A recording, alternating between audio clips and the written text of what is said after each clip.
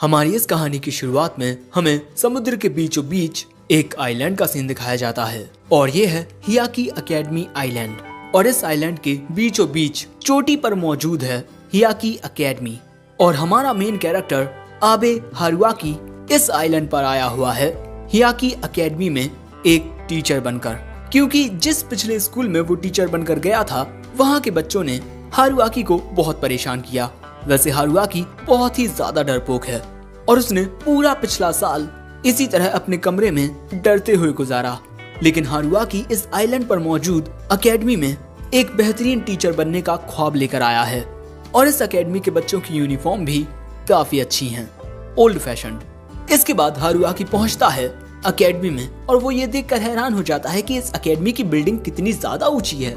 तभी अचानक हारुआकी के पीछे एक शख्स प्रकट होता है जिसे देख वो डर जाता है, लेकिन ये इस स्कूल का प्रिंसिपल है। हारुआकी कहता है मुझे हायर करने के लिए शुक्रिया, जिस पर प्रिंसिपल कहते हैं हमें तुम्हारे जैसे ही टीचर की जरूरत थी। और ये बात सुन हारुआकी इमोशनल हो जाता है। इसके बाद प्रिंसिपल हारुआकी को उस क्लास में लेकर आते हैं जिसमें वो पढ़ाने वाला है। हारुआकी इस क्लासरूम का दरवाजा खोलते हुए एक नई उम्मीद के साथ चाहता है कि मैं एक बेहतरीन टीचर बनकर दिखाऊंगा। लेकिन क्लासरूम के बच्चों को देखकर हारुआकी की आंखें फटी की फटी रह जाती हैं। उसकी पूरी क्लासरूम में सिर्फ और सिर्फ भूत होते हैं और उन्हें देख वो डर के मारे तुरंत क्लासरूम का दरवाजा बंद कर देता है और प्रिंसिपल से कहता है क्लासरूम में बहुत ही अजीब से बच्चे हैं, वो सब भूत हैं, आखिर ये किस टाइप का स्कूल है। प्रिंसिपल बताते हैं कि हमारी हियाकी एकेडमी में सिर्फ भूत पढ़ते हैं और ये बात सुनते ही हारुआकी डरकर भागने लगता है। लेकिन तभी प्रिंसिपल हारुआकी के सामने जमीन में से प्रकट होते हैं और इसके बाद हारुआकी जिस ओर भी जाता है प्रिंसिपल उसके पास आ जाते हैं, क्योंकि वो भी एक भूत हैं और वो हारुआकी का हाथ पकड़ के उसे उसकी क्लासरूम में वापस जाने को कहते हैं। लेकिन तभी अचानक कुछ बहुत ही अजीब होता है, जैसे मानो कोई स्पेल कास्ट हुआ हो और उस वजह से प्रिंसिपल को हारुआकी को छोड़ना पड़ता है। लेकिन इसके बाद प्रिंसिपल हारुआकी को डंडे की सहायता से क्लासरूम में धकेलने लगते हैं और आखिर में ना चाहते हुए भी हारुआकी क्लासरूम के अंदर आ जाता है। लेकिन क्लासरूम में मौजूद बच्चों को देखकर वो डर के मारे टेबल के नीचे ही छुप जाता है और काफी वक्त गुजर जाने के बाद भी वो वहाँ से बाहर ही नहीं निकलता। इन बच्चों को भी लगता है कि कहीं वो मर तो नहीं गया। जिसके बाद एक लड़का हारुआकी के पास आकर कहता है तुम हमसे इतना क्यों डर रहे हो, हम तुम्हें खाने वाले नहीं हैं। हारुआकी बताता है कि वो यहाँ फंस गया है जिस वजह से वो बाहर नहीं निकल पा रहा। सो अब ये लड़का हारुआकी का हाथ पकड़कर उसे वहाँ से बाहर निकालता है, लेकिन उसके हारुआकी को छूते ही हारुआकी के सारे कपड़े फट जाते हैं, जो देख क्लास में मौजूद लड़कियाँ चिल्लाना शुरू कर देती हैं, बचाओ बचाओ। जिसके बाद एक और छोटा बच्चा आकर बताता है कि टीचर ये मिकोतो है, एक याकुबियोगामी जो इंसानों के लिए बदकिस्मती लेकर आता है। बेचारा हारुआकी, इसकी तो किस्मत ही खराब है। तभी क्लासरूम के बाहर मौजूद प्रिंसिपल हारुआकी को बाहर बुलाते हैं और कहते हैं आप एक टीचर होकर बच्चों से डर रहे हैं। वो कहता है मैं बच्चों से नहीं, इन भूतों से डर रहा हूँ। अब ये बात सुन प्रिंसिपल हारुआकी को योकाई इंसाइक्लोपीडिया देते हैं और साथ ही खूबसूरत यूनिफॉर्म्स की इंसाइक्लोपीडिया। और यहाँ हारुआकी पिघल गया। प्रिंसिपल कहते हैं कि अगर हारुआकी इस स्कूल में पढ़ाना जारी रखता है तो ये इंसाइक्लोपीडिया उसके हुए और आने वाले फ्यूचर में प्रिंसिपल हारुआकी को और भी अच्छी किताबें दे सकते हैं। अब ये बात सुन हारुआकी की खुशी का ठिकाना ही नहीं रहता। वो क्लासरूम में आकर सभी बच्चों को अपना इंट्रोडक्शन देता है, hello I am Haruaki Abe, I am a human. लेकिन बच्चों को हारुआकी के होने और ना होने से घंटा फर्क नहीं पड़ता। इसके बाद हारुआकी अटेंडेंस लेना शुरू करता है। सबसे पहले ये लड़का और इसका चेहरा ज्यादातर गायब ही रहता है। उसके बाद ये लड़की जो कि असल में एक स्केलेटन भूत है। उसके बाद ये लड़का और आखिर में आता है ये मिकोतो।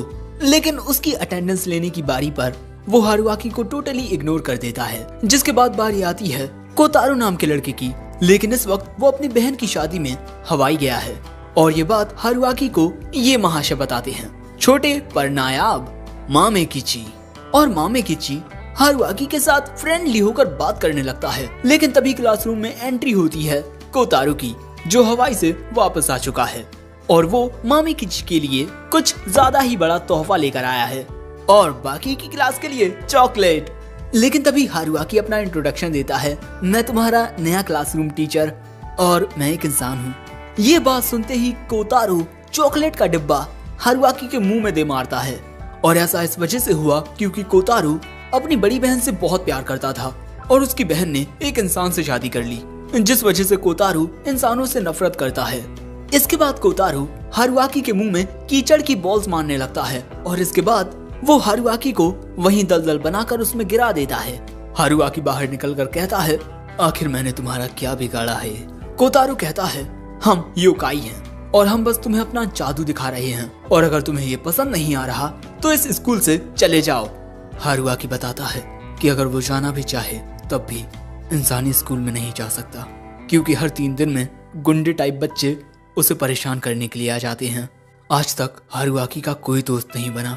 टीचर बनना हारुआकी का बचपन से सपना था, लेकिन इस स्कूल में आने के बाद भी कुछ नहीं बदला और हारुआकी की ये दुख भरी बातें सुनकर इन बच्चों को घंटा फर्क नहीं पड़ता। जिसके बाद हारुआकी फिर से अटेंडेंस लेना शुरू करता है, लेकिन वो क्या है कि जाशिकी नाम की एक लड़की स्कूल नहीं आई। मामी किची बताता है कि जाशिकी कभी स्कूल नहीं आती। अब ये बात सुन हारुआकी को दिक्कत हो जाती है क्योंकि कल इनकी क्लास का फोटो शूट होने वाला है जिसमें जाशिकी का होना भी बहुत जरूरी है। इसीलिए हम देखते हैं कि हारुआकी जाशिकी को समझाने के लिए गर्ल्स डॉर्म में उसके रूम की ओर जाने लगता है। उसके पीछे मिकोतो और मामे किची भी आ रहे थे क्योंकि इन दोनों को ये लग रहा था कि हारुआकी गर्ल्स डॉर्म में जाकर कोई ठरकी पने की हरकत करेगा और हारुआकी पर नजर रखने के लिए इन दोनों से लड़कियों ने कहा है। लेकिन हारुआकी कहता है जाशिकी का स्कूल आना बहुत जरूरी है वरना इस तरह तो उसकी पढ़ाई छूट जाएगी। लेकिन दोस्तों असल बात कुछ और होती है। जाशिकी एक ऐसी योकाई है जो इंसानों के लिए गुड लक लेकर आती है, तो अगर वो स्कूल आएगी तो हारुआकी का लक थोड़ा बहुत इम्प्रूव हो जाएगा। और इसके बाद हारुआकी जाशिकी के बारे में रिसर्च करने लगता है, जो देख इन दोनों को लगता है कि दाल में कुछ तो काला है। हारुआकी के हाथ में योकाई डिक्शनरी देखकर मामे किची पूछता है, इसमें मेरे बारे में क्या बताया गया है? दोस्तों मामे किची इस तरह का योकाई है। ऐसे योकाई बहुत छोटे होते हैं और ये 1-2 क्रियाएं करके अपना रूप बदल सकते हैं। जो जानकर इन तीनों के एक्सप्रेशन कुछ ये होते हैं। इंसाइक्लोपीडिया को देखकर मामे किची बताता है कि अरे ये इंसाइक्लोपीडिया बहुत पुरानी है, ट्रांसफॉर्म होने के तरीके अब बदल चुके हैं, कोई क्रियाएं नहीं करनी पड़ती। जो बात सुन ये दोनों सोचते हैं, ओ तो पहले के टाइम पर क्रियाएं करनी पड़ती होंगी। लेकिन दोस्तों ताज्जुब की बात यह है कि इस इंसाइक्लोपीडिया या डिक्शनरी में मिकोतो की जात के बारे में कुछ नहीं लिखा कि ये किस तरह के योकाई होते हैं। वैसे इसके बाद ये तीनों आते हैं गर्ल्स डॉर्म में जाशिकी के घर पर, लेकिन डोरबेल बजाने के बाद भी अंदर से कोई रिस्पॉन्स नहीं आता। इसीलिए मामे किची एक आइडिया निकालता है। वो अपने मैजिक का यूज करके अपने सिर पर एक झिल्ली को डालकर एक स्लाइम में ट्रांसफॉर्म हो जाता है और इसके बाद वो डोर लॉक के जरिए कमरे के अंदर जाने की कोशिश करता है। लेकिन जाशिकी ने दरवाजे पर एक स्पेल कास्ट कर दिया था, जिस वजह से बेचारे को झटका लगने लगता है और झटके की वजह से बेचारा मामे किची अपने असली रूप में आ जाता है। तभी कमरे के अंदर से हारुआकी को एक पर्चा मिलता है, जल्दी से यहाँ से चले जाओ वरना मैं तुम्हारे नाम का एक सोशल मीडिया अकाउंट बनाकर सारे गैर कानूनी काम करूंगी और नाम तुम्हारा लगेगा। लेकिन इस धमकी से हमारा हारुआकी डरता नहीं है।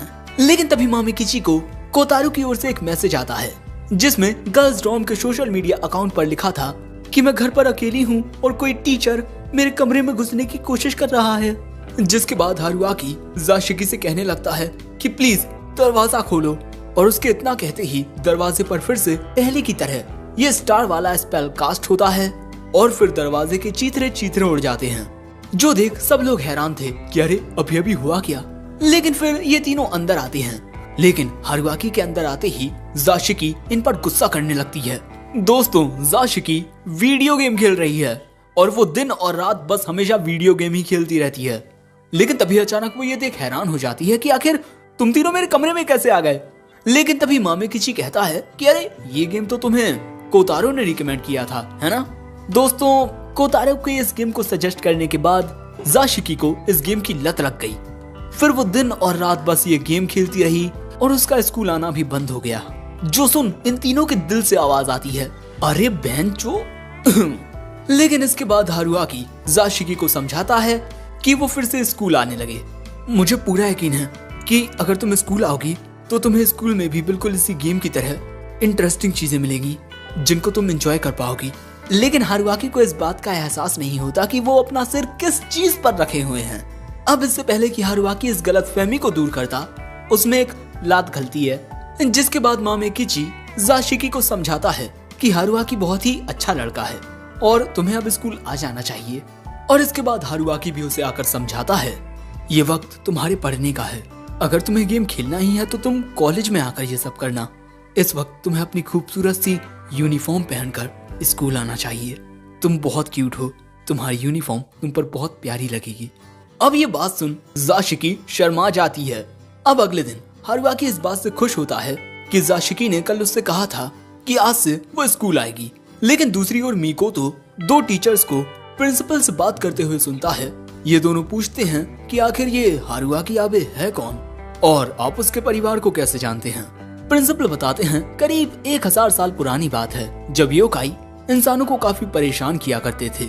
उस टाइम पर एक बहुत ही ज्यादा पावरफुल इंसान था जो आसानी से किसी भी योकाई को खत्म कर सकता था। लेकिन आज के वक्त में इंसानों ने बहुत तरक्की कर ली है और योकाई भी अब शांति से रहने लगे हैं। और उस महान आदमी के वंशज आज के दौर में हारुआकी का परिवार ही है और हारुआकी में ही उसके वंश की ये ताकतें आई हैं। और भले ही इंसानों की नजरों में हारुआकी बहुत कमजोर हो, लेकिन हम योकाई के लिए वो बहुत ज्यादा पावरफुल है।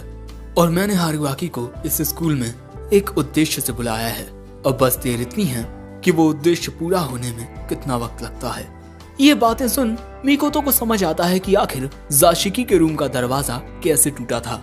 वो हारुआकी की एक्सोर्सिज्म पावर्स थी। दूसरी ओर जब हारुआकी क्लासरूम की ओर जा रहा था तभी मामे की चीज से टकराता है, जिस वजह से हारुआकी की किताबें नीचे गिर जाती हैं। तभी मिकोतो भी वहां आ जाता है और ये दोनों हारुआकी के पास ये संस्कारी किताब देख लेते हैं। ये देख मामे किची की नजरों में हारुआकी के लिए सम्मान और भी बढ़ जाता है। लेकिन मिकोतो जो कि एक बच्चा है, वो हारुआकी को ठरकी कहकर बुलाता है। ना समझ। लेकिन तभी एंट्री होती है जाशिकी की, जिसके बाद जाशिकी क्लासरूम के अंदर आती है। हारुआकी को जाशिकी की यूनिफॉर्म बहुत अच्छी लग रही थी, लेकिन तभी वो देखता है कि जाशिकी तो स्कूल पैंट्स पहनकर आई है। वो उसे समझाता है कि स्कर्ट के नीचे पैंट्स पहनना स्कूल रूल्स के खिलाफ है। और तभी मिकोतो कह देता है कि हारुआकी को यूनिफॉर्म से लगाव है, जिसके बाद क्लास की सारी लड़कियां उसे बहुत अजीब नजरों से देखने लगती हैं। बेचारा हारुआकी आखिर इतना दर्द कैसे सह सकता है। लेकिन तभी कोतारो हारुआकी के पास आकर उससे माफी मांगता है क्योंकि कल उसने हारुआकी के साथ अच्छे से बिहेव नहीं किया। और थैंक यू जाशिकी को फिर से स्कूल में लाने के लिए। जो देख हारुआकी भी खुश हो जाता है, जिसके बाद इनके पूरे क्लास की एक साथ फोटो खींचती है। हारुआकी तो इस बात से बहुत खुश होता है। तभी मिकोतो कहता है तुमने इसके लिए काफी मेहनत की थी, है ना। ये सुन एक बार को तो हारुआकी को अपने कानों पर यकीन ही नहीं होता कि मिकोतो ने उसकी तारीफ की। सो तभी मिकोतो भी कह देता है हाँ तुमने अभी अभी गलत सुना। और तभी अचानक फिसलने की वजह से हारुआकी मिकोतो के ऊपर ही गिर जाता है। देख लो भाई लोग इन दोनों का गिरना। हारुआकी को समझ नहीं आता कि अब तो जाशिकी स्कूल आ चुकी है तो मेरा लक इम्प्रूव क्यों नहीं हुआ। सो तभी जाशिकी उसे आकर बताती है कि मैं एक जाशिकी वाराशी हूँ। हम जो पहनते हैं उसी पर डिपेंड करता है कि हम दूसरों के लिए लकी होंगे या फिर अनलकी। और मैंने इस वक्त ये रेड जैकेट पहनी हुई है। रेड का मतलब होता है बदकिस्मती।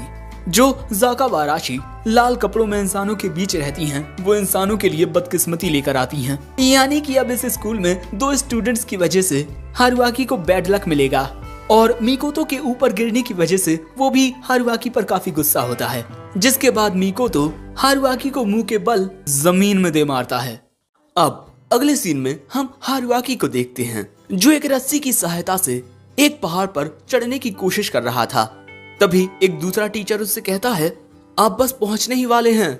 लेकिन इतने ऊंचे पहाड़ पर चढ़ते हुए हारुआकी बहुत ज्यादा घबराया हुआ है। अब अगले सीन में रात के वक्त हियाकी एकेडमी के ये तीनों टीचर एक साथ एक ठेले पर खाना खा रहे हैं। तभी ये टीचर कहते हैं, अब हम स्कूल में एक साथ पढ़ाने वाले हैं तो हमें एक दूसरे को अच्छे से जानना चाहिए। मेरा नाम मिकी है, मुझे आपसे मिलकर अच्छा लगा और भले से ही मैं एक ओनी टाइप योकाई हूँ, लेकिन आपको मुझसे डरने की कोई जरूरत नहीं है। और मेरे बगल में ये बैठे हुए हैं हानाताका, जो स्टूडेंट डिसिप्लिन के इंचार्ज हैं। और दोस्तों, हम देखते हैं कि जब भी मिकी सेंसेई शराब पीने की कोशिश करते हैं तब हानाताका सेंसेई उनसे शराब का प्याला छीन लेते हैं। और जब मिकी सेंसेई उस प्याले को वापस लेने की कोशिश करते हैं तब ये उन्हें वहीं गिरा देते हैं और हारुआकी से कहते हैं, हमें कल स्कूल जल्दी पहुंचना है, इसीलिए अब हमें घर चलना चाहिए। हारुआकी कहता है, कल से तो फिजिकल एग्जाम शुरू होने वाले हैं। हानाताका कहते हैं, कल हमें बहुत सारे काम करने हैं, इक्विपमेंट्स को रेडी करना, आइलैंड में आने वाले डॉक्टर्स का वेलकम करना और भी काफी सारे काम। तभी मिकी कहते हैं, लेकिन आप अपना ख्याल रखिएगा, क्योंकि हर साल कम से कम एक टीचर तो हॉस्पिटल जाता ही जाता है। जो बात सुन हारुआकी घबरा जाता है। अब अगले दिन हारुआकी के क्लासरूम में बच्चे अपने अपनी जिम यूनिफॉर्म पहनकर आ चुके थे और यहाँ हारुआकी ये देखकर खुश होता है कि ये बच्चे योकाई होने के बावजूद भी नॉर्मल बच्चों की तरह ही जिम क्लासेस के लिए परेशान थे। जैसे कोई लड़की अपने वेट के लिए तो कोई लड़का अपनी हाइट के लिए। लेकिन एक दो स्टूडेंट्स ऐसे भी थे जो अपने योकाई स्पेसिफिक इश्यूज की वजह से परेशान थे। सो हारुआकी उन्हें सहानुभूति देने की कोशिश करता है। लेकिन इसके बाद हानाताका सेंसेई हारुआकी के पास आकर उनकी आई एग्जाम में उन्हें असिस्ट करने के लिए कहते हैं, जिसके लिए सबसे पहले हारुआकी को ऑडियो विजुअल रूम में जाना होगा। वहां जाने के बाद इस नंबर पर कॉल करना। और जब हारुआकी उनसे पूछता है कि क्यों, तब वो हारुआकी पर गुस्सा करने लगते हैं, जब तुम वहां जाओगे तो पता चल जाएगा। अब इसके बाद हमें आई एग्जाम रूम दिखाया जाता है, जहां पर हारुआकी किसी से फोन पर बात करते हुए बच्चों की आईज को चेक कर रहा था। और वो होते हैं 7 समुंदर पार के एक डॉक्टर साहब, जो इतनी दूर से बच्चों का आई चेकअप कर रहे थे कि बच्चों की आंखें ठीक तो है ना। और ये लड़का बहुत दूर तक देख पाता है, लेकिन फिर भी इस बात से थोड़ा निराश होता है कि पिछली साल से इसका स्कोर 0.5 कम आया है।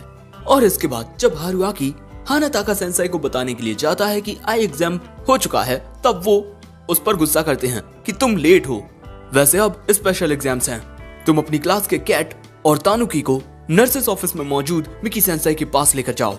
जिसके बाद हारुआकी हाफते हुए अपनी क्लास के इन दोनों स्टूडेंट्स को नर्सेस ऑफिस में लेकर आता है। जिसके बाद मिकी सेंसेई इन दोनों को एक पिंजरे में जाने को कहते हैं, ये कहकर कि अंदर जाने से कुछ अच्छा होगा। लेकिन अंदर जाते ही ये दोनों अपने असली रूप में आ जाते हैं, क्योंकि इस पिंजरे में स्पिरिट एनर्जी को सील करने वाले टेलिस्मान लगे हैं। और इसके बाद 7 समुंदर पार से आए एक डॉक्टर इन दोनों का चेकअप करेंगे। लेकिन भाई साहब, इन डॉक्टर की हरकतें, मुझे कुछ इनके लक्षण ठीक नहीं लगते। मैं क्या, ये दोनों भी बहुत घबराए हुए हैं। ये दोनों तो पिंजरे से निकलने की नाकाम कोशिशें भी करने लगते हैं। अरे स्टूडेंट्स छोड़ो, इन्होंने तो टीचर को भी नहीं छोड़ा। नेजुमी नाम के एक सेंसेई भी पिंजरे में कैद होते हैं, क्योंकि चाहे स्टूडेंट्स हो या टीचर, हर किसी को ये एग्जाम्स देने पड़ेंगे। नेजुकी सेंसेई भी काफी ज्यादा घबराए हुए थे। लेकिन तभी वहां से हानाताका सेंसेई गुजरते हुए कहते हैं, इस उम्र में भी तुम इंजेक्शन से डरते हो, शर्म करो। लेकिन तभी मिकी सेंसेई उन्हें रोक कर कहते हैं, आप कहाँ चल दिए, आपको भी तो ये टेस्ट देना है। जिसके बाद हम हानाताका सेंसेई को उनके योकाई फॉर्म में देखते हैं, जो कह रहे थे कि मुझे इंजेक्शन की कोई जरूरत नहीं है, मैं बिल्कुल हट्टा कट्टा हूँ। और हमें बताया जाता है कि हानाताका सेंसेई कामाई ताची प्रकार की योकाई हैं, जो इंसानों को अपने हंसिये जैसे पैने आकार के हाथों का प्रयोग करके काट देते हैं। वैसे इसके बाद मिकी सेंसेई इन सभी को इन डॉक्टर महाशय को सौंप देते हैं। बेचारे सबके सब बहुत घबराए हुए हैं। तभी हानाताका सेंसेई कहते हैं, मिकी सेंसेई, मैंने आपको जो 3000 रुपए दिए थे वो मुझे अभी वापस कीजिए। लेकिन ये सुनकर मिकी सेंसेई को गुस्सा आ जाता है और फिर वो इन डॉक्टर महाशय को कुछ इशारा करते हैं, जिसके बाद ये कहते हैं, अरे हाँ बिल्कुल, मैं इन्हें स्पेशल चॉप ट्रीटमेंट दूंगा। जो सुन इन सभी की फट जाती है। अब इसके बाद बारी आती है इनको इंजेक्शन लगाने की। सबसे पहले होता है मामेकिची, जिसे हारुआकी सेंसेई पकड़े हुए हैं, लेकिन बेचारा बहुत ज्यादा घबराया हुआ होता है। सो हारुआकी सेंसेई उससे बात करके उसे समझाने लगते हैं कि अरे इससे बिल्कुल दर्द नहीं होता। और इसी मौके का फायदा उठाकर ये डॉक्टर मामेकिची को इंजेक्शन लगाने की कोशिश करता है, लेकिन मामेकिची के हिलने डुलने से वो इंजेक्शन सीधा जाकर हारुआकी की खोपड़ी में लगता है। जिसके बाद हारुआकी पूछता है, मुझे ये इंजेक्शन लग गया, अब मुझे कुछ होगा तो नहीं ना, क्योंकि मैं एक इंसान हूँ। डॉक्टर कहते हैं, अरे कुछ नहीं होगा, लेकिन उनका एक्सप्रेशन हारुआकी को डराने के लिए काफी होता है। और अगर हारुआकी को ज्यादा डर लग रहा है तो क्यों ना हारुआकी ये वाला इंजेक्शन लगवा ले। ये एक नई दवाई है जो मैंने बनाई है। अगले सीन में हम देखते हैं कि ये टेस्ट फाइनली खत्म हुआ, लेकिन सबकी हालत बहुत खराब थी। अब अगले सीन में मिकी सेंसेई हारुआकी को उनके सामने खड़े हुए इस जॉइंट स्टूडेंट का मेजरमेंट लेने को कहते हैं। ये लड़का इतना लंबा है कि थोड़ा और फिर बस चांद को छू लेता। दाइदारा बोची एक जायंट टाइप योकाई। लोगों का कहना है कि इन्हीं योकाई ने बड़े बड़े पहाड़ और नदियां बनाई हैं। यहाँ हारुआकी कहता है कि इसका मेजरमेंट आप या हानाताका सेंसेई क्यों नहीं ले लेते, लेकिन दोस्तों मुझे नहीं लगता कि हानाताका सेंसेई कुछ करने की हालत में है। सो हारुआकी कहता है चलो रॉक पेपर सीजर से डिसाइड करते हैं कि कौन इसका मेजरमेंट लेगा, और बेचारा हार जाता है। और दोस्तों कुछ देर पहले हमने यही देखा था कि हारुआकी किसी पहाड़ पर चढ़ने की कोशिश कर रहा है, लेकिन असल में ये पहाड़ नहीं होता बल्कि वही जाइंट लड़का होता है, जैसा कि तुम खुद देख सकते हो। अब हारुआकी इसके कान तक तो पहुंच जाता है, लेकिन यहाँ पर अब ठंडी हवाएं चल रही थी। हारुआकी खुद तो गिरने से बच जाता है, लेकिन उसकी यूनिफॉर्म एनसाइक्लोपीडिया गिर जाती है, जिसे पकड़ने के लिए हारुआकी रस्सी से अपना हाथ छोड़ देता है और बेचारा अब खुद भी नीचे गिरने लगता है। हारुआकी को लगता है कि अब वो मरने वाला है, लेकिन तभी मिकोतो आकर हारुआकी को गिरने से बचा लेता है। और हमें पता चलता है कि मिकोतो को ये टेस्ट देना पसंद नहीं, इसीलिए वो इस जाइंट लड़के के सिर पर आकर सो रहा था। इसके बाद हारुआकी इस लड़के का मेजरमेंट ले लेता है 130 मीटर टॉल। जो सुन ये लड़का तो खुश हो जाता है कि आखिरकार वो उशिकु दाइबुत्सु स्टैचू से बड़ा हो ही गया। इसके बाद मिकी सेंसेई कहते हैं मैं दूसरे स्टूडेंट्स को देखने के लिए जा रहा हूँ, तो आते वक्त ध्यान से आना। अब ये बात सुन कि उसे खुद ही नीचे उतरना पड़ेगा। वो मिकोतो से कहता है प्लीज मुझे नीचे उतार दो, लेकिन मिकोतो हारुआकी को इग्नोर करते हुए नीचे उतरने लगता है। और तभी जब हारुआकी उतरने की कोशिश करता है तब वो इस लड़के की नाक के पास आ जाता है, जिस वजह से इस लड़के को छींक आती है और इस वजह से हारुआकी उड़ जाता है। बेचारा पता नहीं कहाँ गया। शाम के वक्त आखिरकार ये टेस्ट खत्म हुए, लेकिन तभी मामे किची आकर पूछता है कि मिकोतो मिल नहीं रहा। हानाताका सेंसेई नोटिस करते हैं कि यहाँ हारुआकी सेंसेई भी नहीं है। दूसरी ओर हम इन दोनों को प्रिंसिपल ऑफिस में देखते हैं, जहाँ ये दोनों प्रिंसिपल के ऊपर ही बैठे हुए हैं। और यहाँ मिकोतो हर एक चीज का दोष हारुआकी को देने लगता है कि तुम एक नंबर के पनौती हो, जब भी तुम आसपास होते हो तभी मेरे साथ बुरी चीजें होती हैं। अब हारुआकी ने जो नुकसान किया था वो कहता है कि मैं अपनी सैलरी से इसकी भरपाई कर दूंगा, लेकिन प्रिंसिपल कहते हैं एक टीचर की सैलरी से इसे रिप्लेस नहीं किया जा सकता, तो क्यों ना तुम मेरा कोई और काम करो। और ये बात कहकर प्रिंसिपल हंसने लगता है। अगले सीन में हमें पता चलता है कि पैसों के बदले में प्रिंसिपल ने हारुआकी को पूल साफ करने को कहा है। और यहाँ हम उस जाइंट लड़के को छोटे रूप में देखते हैं और वो हारुआकी से माफी मांगता है कि मेरे ही छींकने की वजह से आपसे वो नुकसान हो गया, और इस लड़के का नाम ओता है। हारुआकी कहता है कोई बात नहीं, लेकिन हारुआकी के साथ कुछ और स्टूडेंट्स को भी जाना पड़ रहा था। कुछ बच्चे इस बात से परेशान होते हैं और कुछ को तो मजा आने वाला है, क्योंकि भाई पूल में जाने वाले हैं हम। क्योंकि अब तक ये सभी बच्चे अपनी स्विमिंग क्लासेस समुद्र में किया करते थे, लेकिन इस साल समुद्र का पानी कुछ ज्यादा ही गर्म हो गया है, जिस वजह से समुद्र के पास में काफी सारे उमीबोजू आ गए हैं। उमीबोजू ऐसे योकाई जो समुद्र में रहते हैं। इसके बाद ये सभी उस जगह पहुंचते हैं जहाँ पर इनका स्कूल पूल है। देखने से तो ये कोई श्रापित जगह लग रही है। यहाँ पर सफाई की नहीं बल्कि फुल मेकओवर की जरूरत है, और पूल की जगह इतनी ज्यादा गंदी है कि मैं क्या बताऊं। पूल का पानी देख स्टूडेंट्स की भी हालत खराब हो जाती है। जिसके बाद मिकोतो और हारुआकी कुछ अलग प्रकार से पूल में मौजूद पानी को मिलाने लगते हैं, पता नहीं क्यों। इसके बाद कोतारो इस पानी को बाहर निकालने के लिए जाने लगता है, लेकिन तभी फर्श पर गंदगी होने की वजह से उसका पैर फिसलता है और वो सीधा पूल में जाकर गिरता है। ये जहरीले पूल का पानी कोतारो को निगल जाता है, जो देख हारुआकी के साथ साथ स्टूडेंट्स की फट जाती है। लेकिन तभी कोतारो बाहर निकल आता है। उसे कुछ नहीं होता क्योंकि वो एक कीचड़ वाला योकाई है, लेकिन इस जहरीले पानी में गिरने की वजह से कोतारो की पूरी पर्सनैलिटी बदल जाती है। देखकर लग रहा है जैसे ये मीठा हो गया है। और अगर तुम एक लड़के हो और इसे ध्यान से देखते हो तब तुम्हें भी कपकपी छूट सकती है, बिल्कुल मेरी तरह। और तभी रेंसुकी नाम का ये लड़का कोतारो को फिर से पानी में डुबाकर कहता है हमें मान लेना चाहिए कि कोतारो मर गया है। उसकी बात से सहमति रखते हुए हारुआकी बच्चों से कहता है, चलो अब इस पानी को निकालते हैं। लेकिन मामे किची जो इस पूल के पास बैठा हुआ था, हम देखते हैं कि पूल में से कुछ कापा निकलकर उसे पानी में खींचने लगते हैं।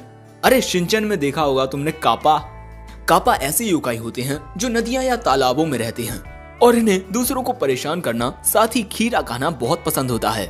जिसके बाद ये सभी मिलकर मामे किची को उन सभी से छुड़ाने की कोशिश करने लगते हैं। मामे किची को लग रहा था कि अगर वो इस पानी में जाएगा तो बिल्कुल कोतारू की तरह उसकी भी पर्सनैलिटी बदल जाएगी और तभी वो मिकोतो से मदद मांगता है और अगले ही पल में मामे किची को खींच रहे कापा में एक लात घलती है और इस किक का प्रेशर बहुत ज्यादा होता है। हम देखते हैं कि वो कापा उड़ते हुए दीवार से टकराता है जिस वजह से धमाका सा हो जाता है। मिकोतो जो पहले किसी मॉन्स्टर की तरह लग रहा था वो नॉर्मल होकर पूछता है, तुम ठीक तो हो ना मामे किची? मामे किची मिकोतो की गोद में आकर रोने लगता है। लेकिन तभी वो कापा आकर कहता है, तुम्हें क्या लगता है तुम बेवकूफों ने हमें हरा दिया है?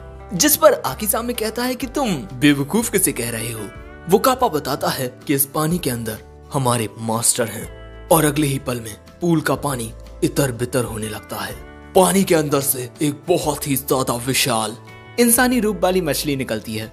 Hello guys, I am the master here. और अगर तुम चाहते हो इस वाटर को क्लीन करना तो फर्स्ट तुम्हें करना होगा मुझे डिफीट, क्योंकि दिस है हमारा होली प्लेस एंड हम ये सी नहीं कर सकते कि टुच्चे योकाइज लाइक यू यहाँ आए।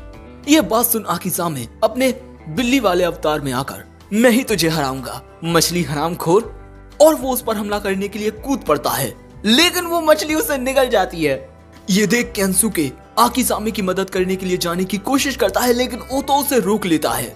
ये देख वो मछली कहती है, डोंट बी सो उतावले, यू भी जाओगे इन माई वैली। और इसके बाद ये उन पर हमला कर देता है।